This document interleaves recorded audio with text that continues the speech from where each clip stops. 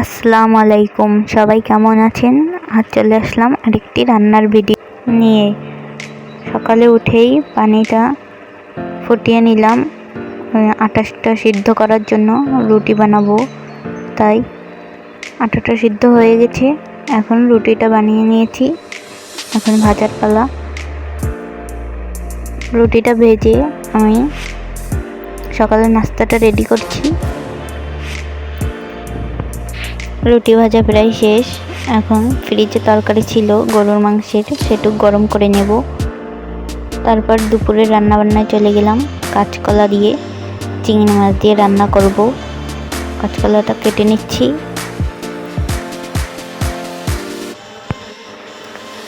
কাঁচকলাটা কাটা প্রায় শেষ।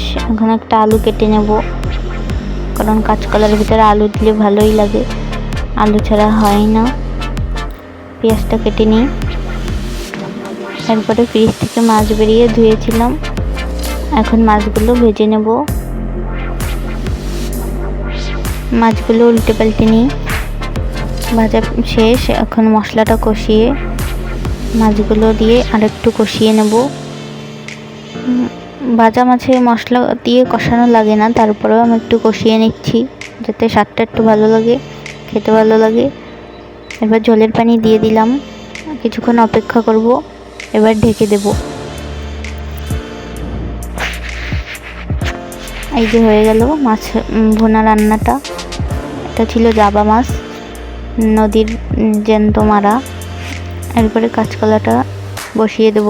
চিংড়ি মাছগুলো ভেজে মশলা দিয়ে দিলাম।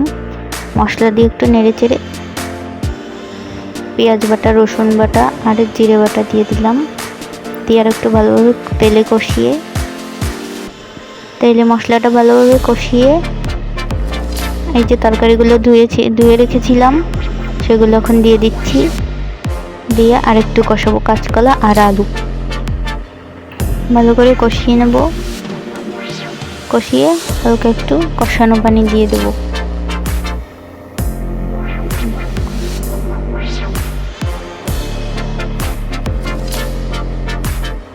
কষানো পানি দিয়ে ঢেকে দেব। এই দেখেন কষানো হয়ে গেছে, আর কলাটা আলুটা দুটোই সিদ্ধ হয়ে গেছে কষানো পানিতেই। হালকা ঝোলের পানি দিয়ে দিলাম, ঝোলটুক টানলেই তরকারিটা উঠিয়ে নেব। তবে আবারও ঢেকে দিলাম। এই যে আমার রান্না করা শেষ হয়ে গেছে। তরকারি, মাছ ভুনাটা আর ডাল আর কাঁচকলা দিয়ে আলু। ভিডিওটা কেমন লাগলো অবশ্যই কমেন্টে জানাবেন। ভিডিওটা যদি ভালো লাগে সাবস্ক্রাইব করে পাশে থাকবেন। ধন্যবাদ।